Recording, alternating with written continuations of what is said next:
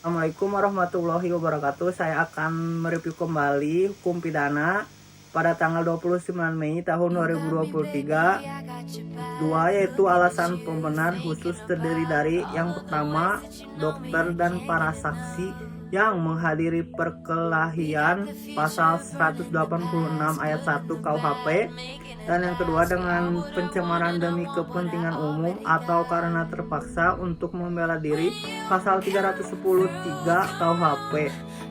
Yang terakhir, yang dihina dengan putusan hakim yang menjadi tetap dinyatakan bersalah atas hal yang dituduhkan dengan pasal 314 KUHP. Yang ketiga, yaitu alasan pembenar di luar undang-undang. Yang pertama, ada hukum disiplin atau tureh dari orang tua atau guru.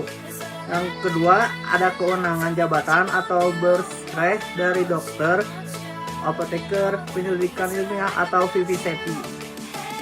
Yang C, atau terakhir, fungsi negatif dari sifat melawan hukum material untreken atau negatifan material pada res wicked, atau misalnya res figured tentang dokter hewan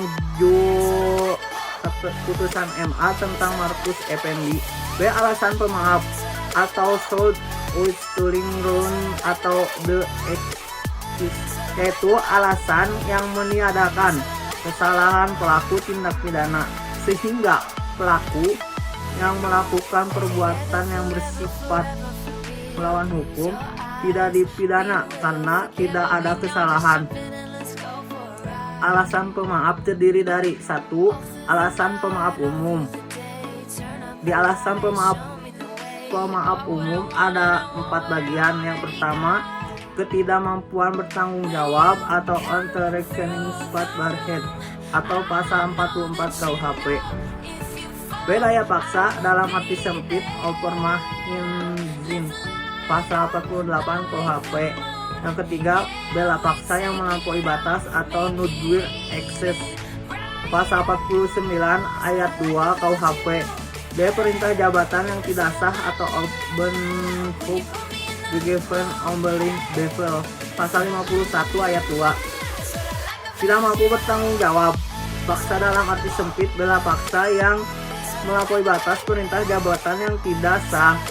2, alasan pemaaf khusus, yaitu A, mempersiapkan atau memperlancar perubahan ketatanegaraan dalam arti umum pasal 110 ayat 4 KUHP, penarikan kembali pembujukan untuk melakukan kejahatan pasal 163 ayat 2 bis KUHP.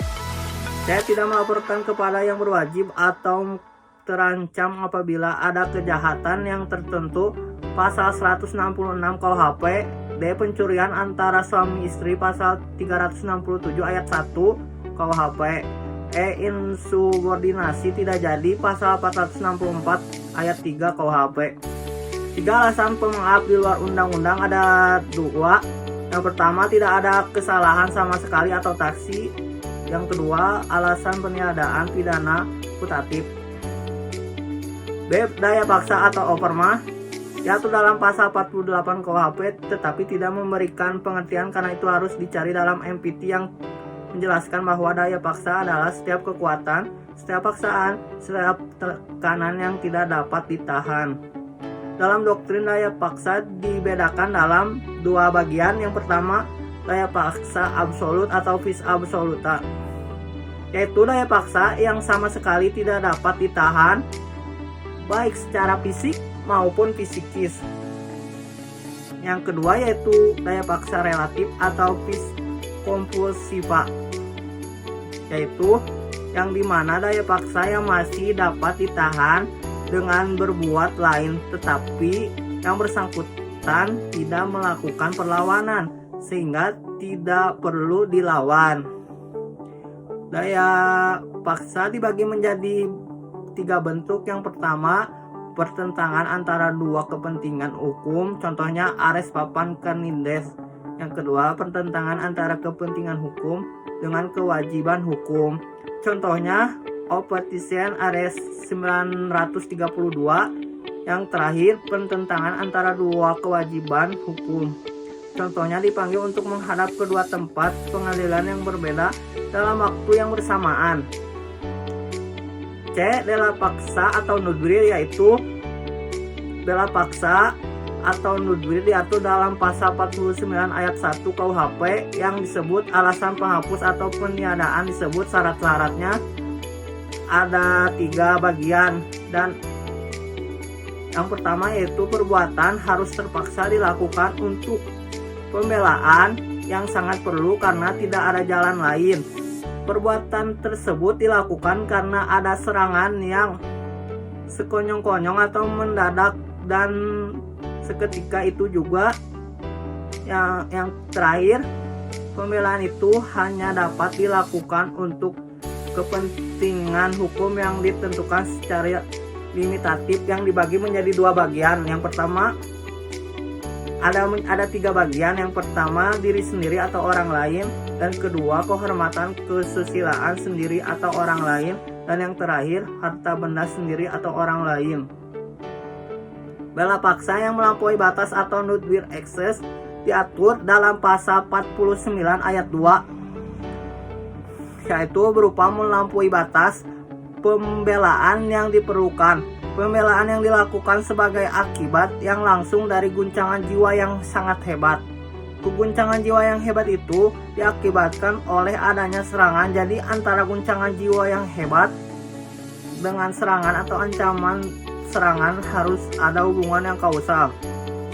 Melampaui batas pembelaan yang diperlukan dapat terjadi karena yang pertama, alat yang digunakan dalam pembelaan atau cara pembelaan terlalu keras, misalnya yang menyerang memukul dengan sepotong kayu, tetapi yang diserang memukul kembali dengan sepotong besi.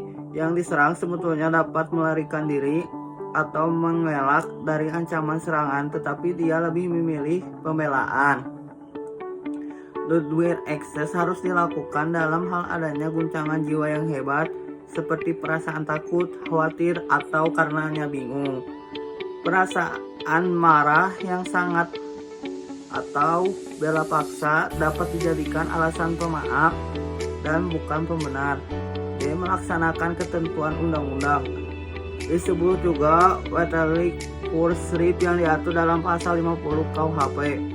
Syarat melaksanakan perintah undang-undang adalah yang pertama, harus ada perbuatan melaksanakan undang-undang untuk kepentingan umum. Yang kedua, perbuatan tidak terbatas pada perintah undang-undang saja, tetapi juga atas wewenang yang diberikan undang-undang. C. Perbuatan harus patut, wajar, dan masuk akal. Perbuatan yang masuk kategori melaksanakan undang-undang tidak bersifat melawan hukum sehingga masuk dalam alasan pembenar. Melaksanakan perintah jabatan. Disebut juga Amelie Bevel yang dibedakan dalam yang pertama, melaksanakan perintah jabatan yang sah pasal 51 ayat 1 KUHP. B. Melaksanakan perintah jabatan yang tidak sah pasal 51 ayat 2 KUHP. Seseorang yang melaksanakan perintah jabatan yang sah, perbuatannya dianggap tidak melawan hukum, sehingga perbuatannya tidak dapat dipidana. Perintah jabatan dianggap sah apabila yang pertama, ada hubungan jabatan antara pemerintah dengan yang diperintah. Ada hubungan jabatan antara yang memerintah dengan yang diperintah. Yang kedua, kewenangan yang memberi perintah harus sesuai dengan jabatan yang bersifat hukum publik. Perintah jabatan yang diberikan harus termasuk dalam lingkungan kewenangan jabatannya. Alasan penghapus di luar undang-undang ada 2, yaitu terdiri dari diatur dalam jurisprudensi, yaitu fungsi negatif dari sifat melawan hukum material atau arest dokter hewan, dan kedua, tidak ada kesalahan sama sekali taksi. Dengan menggunakan alasan pembenar, yaitu ada 3 macam. Yang pertama, hukum disiplin atau toreh. Yang kedua, persetujuan atau izin dari orang yang dirugikan. Dan yang terakhir, dengan menggunakan alasan pemaaf. Sekian dari saya. Wassalamualaikum warahmatullahi wabarakatuh.